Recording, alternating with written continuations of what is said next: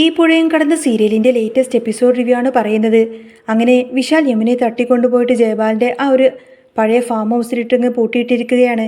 അവിടെ വെച്ചുകൊണ്ട് അവൻ അവളെ ശരിക്കും അങ്ങ് തല്ലിച്ചതച്ചു.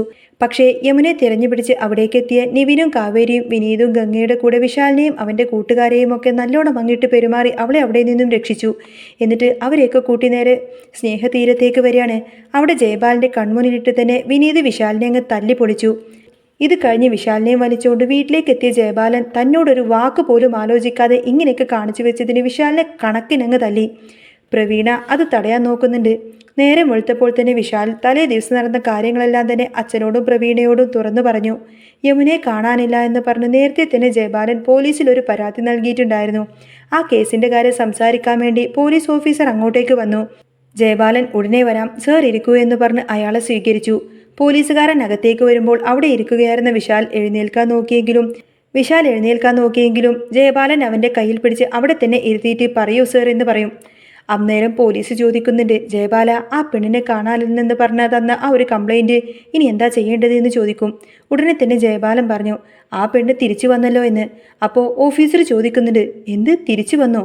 ശരി, പക്ഷേ എവിടെ പോയി, എന്തിനു പോയി, ആരുടെ കൂടെ പോയി എന്നൊക്കെ ഫുൾ ഡീറ്റെയിൽസ് എനിക്ക് വേണമെന്ന് പറയും. ജയപാലൻ അപ്പം തന്നെ ഒരു കഥ അങ്ങ് കള്ളക്കഥയുണ്ടാക്കി പറഞ്ഞു. ഞാൻ നേരത്തെ തന്നെ പറഞ്ഞില്ലേ സാറേ, എൻ്റെ മകനും ആ പെണ്ണും തമ്മിൽ ലവായിരുന്നുവെന്ന്. അതുകൊണ്ട് അവർ ഒളിച്ചോടി പോയതാണ്. ഇത് കേട്ട് അന്തം വിട്ട പ്രവീണ ജയപാലേട്ടാ എന്ന് വിളിച്ചപ്പോൾ അയാൾ അവളെ ഒന്ന് കണ്ണുരുട്ടി നോക്കിയിട്ട് അങ്ങ് പേടിപ്പിച്ചു. ഇതൊക്കെ പോലീസ് ശ്രദ്ധിക്കുന്നുണ്ട്. അപ്പോൾ കേസ് വേണ്ട എന്നാണോ ഈ പറയുന്നത് എന്ന് പോലീസ് ഓഫീസർ ചോദിച്ചപ്പോൾ ജയപാലൻ അതേ എന്ന് മറുപടി കൊടുത്തു. പക്ഷേ ഓഫീസർ വിട്ടുകൊടുത്തില്ല. ജയപാല, അതിലൊരു പ്രശ്നമുണ്ട്. ഈ പയ്യനും ആ പെണ്ണും സ്റ്റേഷനിൽ വന്ന് മൊഴി തരണമെന്നില്ല. പക്ഷേ വീട്ടിൽ നിന്ന് തന്നാലും മതി. ഞങ്ങൾ ഇഷ്ടപ്പെട്ടുകൊണ്ടാണ് പോയതെന്നും വീട്ടുകാർ തിരിച്ചു കൊണ്ടുവന്നതാണെന്നും പറഞ്ഞാൽ മതി. എന്നാൽ പിന്നെ പ്രശ്നമുണ്ടാകില്ല എന്ന് പറയും. അതൊക്കെ എന്തിനാണ് എന്ന് ജയപാലൻ ചോദിച്ചപ്പോൾ കേസ് അവസാനിപ്പിക്കാൻ അതൊക്കെ വേണമെന്ന് തന്നെ പോലീസ് പറഞ്ഞു. പ്രവീണ അന്നേരം പറയുന്നുണ്ട്, ആ പെണ്ണ് ഇങ്ങനെ തന്നെ മൊഴി തരുമെന്ന്. പക്ഷേ ജയപാലൻ തന്ത്രപരമായി പറഞ്ഞു, എൻ്റെ മകൻ പറയും. പക്ഷേ ആ പെണ്ണും വീട്ടുകാരും എന്തു പറയുമെന്നൊന്നും എനിക്ക് ഉറപ്പില്ല സാറേ. അവർക്കത് അഭിമാനത്തിൻ്റെ പ്രശ്നമേ അല്ല. അന്നേരം കേസ് ക്ലോസ് ചെയ്യാൻ പാടാണ് എന്ന് പോലീസുകാരൻ പറഞ്ഞപ്പോൾ ജയപാലൻ അടുത്ത പ്ലാൻ അങ്ങ് എടുത്തു. സാറേ, ഞാൻ പരാതി മാറ്റിയിട്ട് പുതിയൊരെണ്ണം എഴുതി തരട്ടെ എന്ന് ചോദിക്കും. എൻ്റെ മകനും അരവിന്ദൻ്റെ മകൾ യമുനയും ഇഷ്ടത്തിലായി പോയതാണ്. പക്ഷേ അവനെ ആ വീട്ടുകാർ തല്ലി ചതച്ചത് കൊണ്ട് തന്നെ അവൻ്റെ ജീവൻ ആപത്തുണ്ട് എന്ന് പരാതി നൽകിയാലോ എന്ന് ചോദിച്ചു. ആ വീട്ടിലെ ആളുകൾ എന്ന് വെച്ചാൽ ആരാണ് എന്ന് പോലീസ് ചോദിച്ചപ്പോൾ വിനീതിൻ്റെ പേരങ്ങ് എഴുതിക്കോ എന്ന് പറയാണ്. ആ വീട്ടിലെ മരുമകനാണവൻ. അവനാണ് എൻ്റെ മകനെ അടിച്ച് ഈ കോലത്തിലാക്കിയത്. ഇങ്ങനെ കൊടുത്താൽ അവൻ്റെ പേരിൽ കേസെടുത്ത് പ്രശ്നം തീർക്കാമെന്ന് ജയപാലൻ പറഞ്ഞു. അത് കേട്ട് ഓഫീസർ ചിരിച്ചുകൊണ്ട് അതങ്ങ് സമ്മതിക്കാണ്. പിന്നീട് കാണിക്കുന്നത് ശാരദയും മക്കളും രാധമ്മയും വിനീതൊക്കെ ഇങ്ങനെ ഉമ്മർത്തിരുന്ന് സംസാരിക്കുമ്പോഴാണ് പോലീസുകാർ അങ്ങോട്ടേക്ക് വരുന്നത്. എന്താ സർ എന്ന് വിനീത് ചോദിച്ചപ്പോൾ ഇതിലാരാണ് വിനീത് എന്ന് പോലീസ് തിരക്കി. ഞാൻ തന്നെയാണ് വിനീത് എന്ന് വിനീത് പറഞ്ഞപ്പോൾ നിന്നെ കണ്ട ഇത്ര പ്രശ്നക്കാരനാണെന്നും തോന്നുന്നില്ലല്ലോ, ഒന്ന് സ്റ്റേഷൻ വരെ വരാമോ എന്ന് ചോദിക്കും. എന്തിനാ സർ എന്ന് കാവേരി ചോദിച്ചപ്പോൾ നിന്റെ പേരിൽ ഒരു കംപ്ലൈൻറ്റ് കിട്ടിയിട്ടുണ്ട് എന്നും സ്റ്റേഷനിൽ കൊണ്ടുപോയേ പറ്റൂ എന്നും പോലീസ് ഉറപ്പിച്ചു പറഞ്ഞു. എല്ലാവരും ഞെട്ടി നിൽക്കുന്ന സമയത്ത് തന്നെ ആരാണ് സർ കംപ്ലൈൻറ്റ് തന്നത് എന്ന് വിനീത് ചോദിക്കാണ്. പക്ഷേ അതൊന്നും ഇപ്പം പറയാൻ പറ്റില്ല എന്ന് പറഞ്ഞ് പോലീസ് വിനീതിൻ്റെ ഷർട്ടിനങ്ങ് കുത്തിരി പിടിച്ചു. ശാരദ അത് തടയാൻ നോക്കിയെങ്കിലും ജയപാലൻ കൊടുത്ത പരാതിയെക്കുറിച്ച് പോലീസ് എല്ലാവരോടും പറഞ്ഞു. അവൻ്റെ ജീവൻ പോകുന്ന രീതിയിലാണല്ലോ നീ അവനെ തല്ലിയത് എന്ന് പോലീസ് ചോദിക്കുമ്പോൾ ഗംഗ കരഞ്ഞുകൊണ്ട് പറഞ്ഞു, വിനീതേട്ടൻ ഒരു തെറ്റും ചെയ്തിട്ടില്ല. ജയപാലൻ്റെ മകനാണ്, ഞങ്ങളെ നല്ലോണം നാണം കെടുത്തിയതാണ്. അവനാണ് ഞങ്ങളെ നാണം കെടുത്തിയത് എന്ന് രാധമ്മയും പറഞ്ഞു. ഇവിടെ വന്ന് നല്ലവനായി അഭിനയിച്ചിട്ട് ഇപ്പോൾ പരാതി കൊടുത്തോ എന്ന് ശാരദാമ്മയും ചോദിക്കാണ്. പക്ഷേ പോലീസ് അതൊന്നും തന്നെ കേട്ടില്ല. വിനീതിനെ വെറുതെ വിടാൻ കാവേരിയും യമുനയൊക്കെ കേണപേക്ഷിച്ചിട്ട് പോലും പോലീസ് അവനെ പിടിച്ചു വലിച്ചുകൊണ്ട് ജീപ്പിലേക്ക് കയറ്റിക്കൊണ്ടുപോവാണ്. സർ, കൊണ്ടുപോവല്ലേ എന്ന് പറഞ്ഞ് എല്ലാവരും ആ ജീപ്പിൻ്റെ പിന്നാലെ ഓടിക്കൊണ്ട് കരഞ്ഞു. ഈ വിവരം പറഞ്ഞ സുജാത ഓടി വന്ന് ഗംഗയെയും കാവേരിയും യമുനയൊക്കെ ഒരുപാടധികം കുറ്റപ്പെടുത്തി സംസാരിച്ചു. എൻ്റെ മകനെ പോലീസ് കൊണ്ടുപോയിട്ട് നീയൊക്കെ ഇവിടെ വെറുതെ ഇരിക്കുമായിരുന്നോ എന്നൊക്കെ ചോദിച്ചങ്ങ് ബഹളം വെച്ചപ്പോൾ ഞങ്ങൾ പോയി അവനെ കൊണ്ടുവരാമെന്നും പറഞ്ഞു കൊടുത്തിനെ കാവേരിയും ഗംഗയും നേരെ പോലീസ് സ്റ്റേഷനിലേക്ക് തിരിച്ചു. അവിടെ ചെന്ന് അവർ ഓഫീസറോട് സംസാരിച്ചുവെങ്കിലും വിശാലിനെ തല്ലിയ വിനീതിനെ കോടതിയിൽ ഹാജരാക്കുമെന്ന് അയാൾ കടുപ്പിച്ചു പറഞ്ഞു. ടെൻഷൻ അടിച്ച് വീട്ടിലേക്ക് എത്തിയ കാവേരി നിവിനെ വിളിച്ചു വരുത്തി. രാജേശ്വരി തടയാൻ നോക്കിയെങ്കിലും അത് വകവെക്കാതെ നിവിൻ നേരെ സ്നേഹതീരത്തേക്കെത്തി. സുജാത അവൻ്റെ മുന്നിൽ വീണ് കരഞ്ഞുകൊണ്ട് പറഞ്ഞു, വിനീതെ, എങ്ങനെയെങ്കിലും എൻ്റെ മകനെ രക്ഷിക്കണമെന്ന്. ശാരദ അപ്പോൾ ചോദിക്കുന്നുണ്ട്, നീ എന്തിനാ ഇങ്ങോട്ടേക്ക് വന്നത് എന്ന്. നിന്റെ അമ്മയെങ്ങാനും പറഞ്ഞാൽ അതാകെ പ്രശ്നമാവും, നീ ഇവിടെ നിന്ന് പോയിക്കോ എന്നൊക്കെ പറയും. പക്ഷേ കാവേരിയാണ് അവനെ വിളിച്ചത് എന്ന് പറഞ്ഞപ്പോൾ എല്ലാവരും അങ്ങ് അത്ഭുതപ്പെട്ടു. നിവിൻ ഇല്ലായിരുന്നുവെങ്കിൽ യമുനയെ രക്ഷിക്കാൻ കഴിയില്ലായിരുന്നു എന്ന് ഗംഗ പറഞ്ഞു. ഇത് കേട്ട സുജാത ചോദിക്കുന്നുണ്ട്, എന്നാ പിന്നെ ഇവനെയല്ലേ പോലീസ് പിടിക്കേണ്ടത്?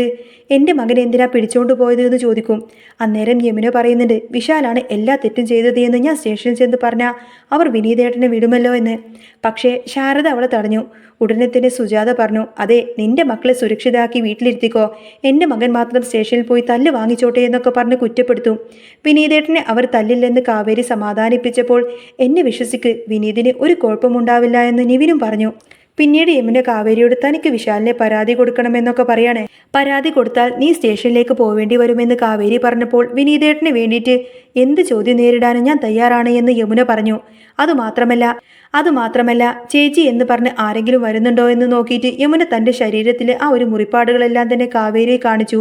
അത് കണ്ട് കാവേരി അങ്ങ് പൊട്ടിക്കരയാണ്.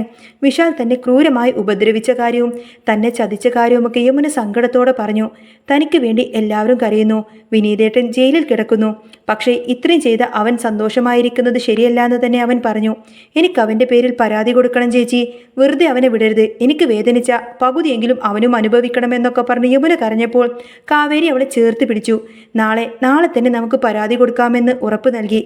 അടുത്ത ദിവസം വിനീതനെ ഇറക്കാൻ പറ്റാതെ നിവിൻ സ്റ്റേഷന്റെ പുറത്ത് നിൽക്കുമ്പോഴാണ് കാവേരിയും യമുനയും അങ്ങോട്ടേക്ക് വരുന്നത്. സത്യം തുറന്നു പറയാനാണ് ഞങ്ങൾ വന്നത് എന്ന് കാവേരി പറഞ്ഞു. വിശാലിനെതിരെ പരാതി കൊടുക്കാൻ വീട്ടുകാരെ സമ്മതിച്ചോ എന്ന് നിവിൻ ചോദിച്ചപ്പോൾ വിനീതേട്ടൻ പുറത്തു വരണമെന്നും യമുനയ്ക്ക് നീതി കിട്ടണമെന്നൊക്കെ കാവേരി പറഞ്ഞു. യമുനയും അത് സമ്മതിച്ചപ്പോൾ കാവേരി അവളുടെ കൈ പിടിച്ച് നേരെ സ്റ്റേഷനിലേക്ക് കയറി. വിനീതിൻ്റെ അടുത്തേക്കെത്തിയ യമുന, സോറി വിനീതേട്ട എന്ന് പറഞ്ഞങ്ങ് പൊട്ടിക്കരയാണ്. ഞാൻ കാരണമാണ് വിനീതേട്ടൻ ഇവിടെ ഇരിക്കുന്നത് എന്ന് അവൾ പറഞ്ഞു. വിനീത് കാവേരിയോട് ചോദിച്ചു, എന്തിനാ ഇവളെ കൂട്ടിക്കൊണ്ട് ഇങ്ങോട്ടേക്ക് വന്നത് എന്ന്. സത്യം പറയാനാണ് വന്നത് എന്ന് കാവേരി പറഞ്ഞപ്പോൾ, വിശാലാണ് തെറ്റ് ചെയ്തത്, നമുക്കെല്ലാം പറയാമെന്നൊക്കെ യമുന പറഞ്ഞു.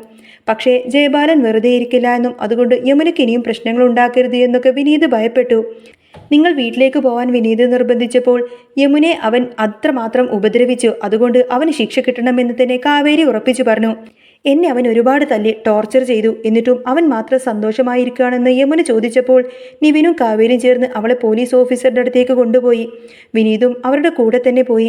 അവിടെ വെച്ച് നടന്ന കാര്യങ്ങളെല്ലാം തന്നെ യമുന പോലീസുകാരനോട് വിവരിച്ചു. വിശാലിൻ്റെ കൂടെ നീ സന്തോഷത്തോടെയല്ലേ പോയത് എന്ന് പോലീസ് ചോദിച്ചപ്പോൾ അച്ഛൻ്റെ പണം തിരിച്ചു തരാമെന്ന് പറഞ്ഞിട്ടാണ് അവൻ തന്നെ കൊണ്ടുപോയത് എന്നും പിന്നീട് റൂമിലിട്ട് പൂട്ടി ഒരുപാടധികം ഉപദ്രവിച്ചു എന്നും അവൾ കരഞ്ഞുകൊണ്ട് പറഞ്ഞു. ഇതെല്ലാം വിശ്വസിക്കാനാവാതെ പോലീസ് ഓഫീസർക്ക് മുന്നിൽ അവൾ തൻ്റെ കയ്യിലെ മുറിപ്പാടുകളെല്ലാം തന്നെ കാണിച്ചു കൊടുക്കാണ്. അത് കണ്ട് വിനീതും നിവിനും പോലീസുകാരെല്ലാവരും ഒരുപോലെ തന്നെ ഞെട്ടിപ്പോയി. ഇതുപോലെ അവളുടെ ശരീരത്തിൽ ഒരുപാടധികം മുറിവുണ്ട് എന്ന് കാവേരി കൂടി പറഞ്ഞപ്പോൾ പരാതി എഴുതി വാങ്ങാൻ തന്നെ പോലീസ് ഓഫീസർ ഉത്തരവിട്ടു. യമുന പരാതിയിൽ ഒപ്പിട്ടു. അപ്പോഴേക്കും വക്കീൽ വന്ന് വിനീതിനെ പുറത്താക്കി. പരാതി കൊടുക്കേണ്ടായിരുന്നു എന്ന് വിനീതു വീണ്ടും പറഞ്ഞപ്പോൾ കാവേരി അവനെ തടഞ്ഞു. പിന്നീട് വിശാൽ ഫോണിൽ സംസാരിച്ച് നിൽക്കുമ്പോഴാണ് പോലീസ് അങ്ങോട്ടേക്ക് വരുന്നത്. അച്ഛനെ കാണാൻ വന്നതാണോ എന്ന് വിശാല ചോദിച്ചപ്പോൾ അവരകത്തേക്ക് കയറി. ജയബാലൻ അവിടെ ഫോണിൽ വീഡിയോ കണ്ടിങ്ങനെ ചിരിക്കുകയായിരുന്നു. പോലീസിനെ കണ്ടപ്പോൾ കാവേരിക്കെതിരെ ഒരു പരാതി കൂടി കൊടുക്കണമെന്നും അയാൾ പറഞ്ഞു. എന്നാൽ പോലീസ് ജയബാലൻ്റെ മുന്നിൽ യമുന നൽകിയ പരാതിയുടെ കോപ്പി അങ്ങ് വെച്ചു കൊടുത്തു. അത് വായിച്ച ജയബാലനും പ്രവീണയും വിശാലുമൊക്കെ ആകങ്ങനെ ഞെട്ടി ഭയന്നുപോയി. ശരിക്കും അവർ പരാതി നൽകിയോ എന്ന് ജയബാലൻ വിശ്വസിക്കാനാവാതെ തന്നെ ചോദിച്ചു. ആ പെൺകുട്ടി നേരിട്ട് വന്ന് പരാതി തരുമ്പോൾ വാങ്ങാതിരിക്കാൻ പറ്റില്ല എന്നും അവളുടെ ഭാഗത്ത് ന്യായമുണ്ടെന്നും ഓഫീസർ പറഞ്ഞു. വക്കീലിനെ കാണാൻ ജയബാലൻ ഒരുങ്ങിയപ്പോൾ വക്കീലിനെ വെച്ച് നിങ്ങൾക്ക് എന്ത് വേണമെങ്കിലും ചെയ്തോ, പക്ഷേ ഇപ്പോൾ നിങ്ങളുടെ മകനെ സ്റ്റേഷനിലേക്ക് കൊണ്ടുപോകാനാണ് ഞങ്ങൾ വന്നത് എന്ന് പോലീസ് ഓഫീസർ പറഞ്ഞു. ജയബാലൻ തടയാൻ നോക്കിയെങ്കിലും വിശാലിനെ പോലീസ് പിടിച്ചോണ്ട് നേരെ സ്റ്റേഷനിലേക്ക് പോയി. വിശാലിനെ പോലീസ് ജീപ്പിലേക്ക് ബലമായി പിടിച്ചു കയറ്റുമ്പോൾ ജയബാലൻ അവിടെ തകർന്നു നിൽക്കുകയായിരുന്നു. തൻ്റെ സ്വാധീനം ഉപയോഗിച്ച് എന്തും മറികടക്കാമെന്ന അയാളുടെ അഹങ്കാരത്തിനാണ് യമുനയുടെ ഈ ഒരു ഒപ്പ് വലിയ പ്രഹരം നൽകിയത്. സ്റ്റേഷനിലേക്ക് എത്തിയ വിശാലിൻ്റെ ഗമയൊക്കെ പോലീസുകാരുടെ പെരുമാറ്റത്തിനു മുന്നിൽ അങ്ങ് അലിഞ്ഞുപോയി. വിനീതിനെ ലോക്കപ്പിലിട്ട അതേ മുറിയിലേക്ക് തന്നെ വിശാലിനെ തള്ളി ഉയർത്തുമ്പോൾ പുറത്തു വിനീതും കാവേരിയും നിവിനൊക്കെ അവനെ പുച്ഛത്തോടെ നോക്കി നിന്നു. തെറ്റ് ചെയ്തവൻ അനുഭവിക്കണമെന്ന് വിനീത് പറഞ്ഞത് വിശാലിൻ്റെ ചെവിയിൽ അങ്ങ് തുളച്ചു കയറി. ജയബാലൻ ഉന്നതരായ വക്കീലന്മാരെ കൂട്ടിയെങ്കിലും യമുനയുടെ ശരീരത്തിലെ മുറിപ്പാടുകൾ ഡോക്ടറെ കൊണ്ട് പരിശോധിപ്പിച്ചു. കൃത്യമായ മെഡിക്കൽ റിപ്പോർട്ട് പോലീസ് തയ്യാറാക്കിയിരുന്നു. അതുകൊണ്ട് തന്നെ ജാമ്യം അത്ര എളുപ്പമൊന്നുമായിരുന്നില്ല. രാത്രി ആയപ്പോൾ ആ സ്നേഹവീട്ടിൽ ഒരു വലിയ മൗനം തന്നെ പടർന്നു. പക്ഷേ ആ മൗനത്തിനിടയിലും യമുനയുടെ ഉള്ളിൽ ഒരു ആശ്വാസമുണ്ടായിരുന്നു. താൻ അനുഭവിച്ച വേദനയ്ക്ക് ഒരു ചെറിയ നീതിയെങ്കിലും കിട്ടിയല്ലോ എന്ന തോന്നൽ. ശാരദാമ്മയും രാധാമ്മയും അവളെയൊക്കെ ചേർത്ത് പിടിച്ചു. സുജാത അപ്പോഴേക്കും വിനീതനെ ഓർത്ത് വിഷമിക്കുന്നുവെങ്കിലും കാവേരിയുടെയും യമുനയുടെയും ധീരമായ നിലപാടിലാണ് തൻ്റെ മകനെ എത്തിച്ചത് എന്ന് അവർക്ക് മനസ്സിലായി. അടുത്ത ദിവസം കോടതിയിൽ ഹാജരാക്കിയ വിശാലിന് റിമാൻഡ് ചെയ്യപ്പെട്ടു. പണവും പദവിയും ഉണ്ടെങ്കിൽ ആരെയും ചതിക്കാമെന്ന വിശാലിൻ്റെ ധാരണ അവിടെ തകർന്നു. ജയബാലൻ നാണം കെട്ട് തല കുനിച്ചു നിൽക്കുമ്പോൾ കാവേരി അയാളുടെ അടുത്തേക്ക് ചെന്നു. സ്വന്തം മകനെ വളർത്താൻ പഠിപ്പിക്കാത്ത അച്ഛൻ അന്യൻ്റെ മകനെ കുറ്റപ്പെടുത്തരുത് എന്നൊക്കെ പറഞ്ഞ് അത് ഇനി നിർത്തിക്കൂടെ എന്ന അവളുടെ ചോദ്യത്തിനു മുന്നിൽ അയാൾക്ക് മറുപടിയൊന്നും തന്നെ ഉണ്ടായിരുന്നില്ല. വിനീത് വീട്ടിലേക്ക് എത്തിയപ്പോൾ വലിയൊരു സ്വീകരണമാണ് അവന് ലഭിച്ചത്. ഗംഗയുടെ കണ്ണുകൾ സന്തോഷം കൊണ്ട് നിറഞ്ഞു. നിവിൻ വിനീതിൻ്റെ തോളിൽ തട്ടിക്കൊണ്ട് പറഞ്ഞു, ഇത് നമ്മൾ ഒന്നിച്ചു തേടിയ വിജയമാണ്. വിനീതും നിവിനും തമ്മിലുള്ള ആ ഒരു പിണക്കം കുറയാനും ഈ ഒരു സംഭവം കാരണമായി. എന്നാൽ ജയബാലൻ തോൽവി സമ്മതിക്കാനൊന്നും തയ്യാറായിരുന്നില്ല. വിശാലിനെ എങ്ങനെയെങ്കിലും പുറത്തിറക്കണമെന്നും വിനീതിൻ്റെ കുടുംബത്തെ ഇല്ലാതാക്കണമെന്നും തന്നെ അയാൾ ഉള്ളിൽ ഉറപ്പിച്ചു.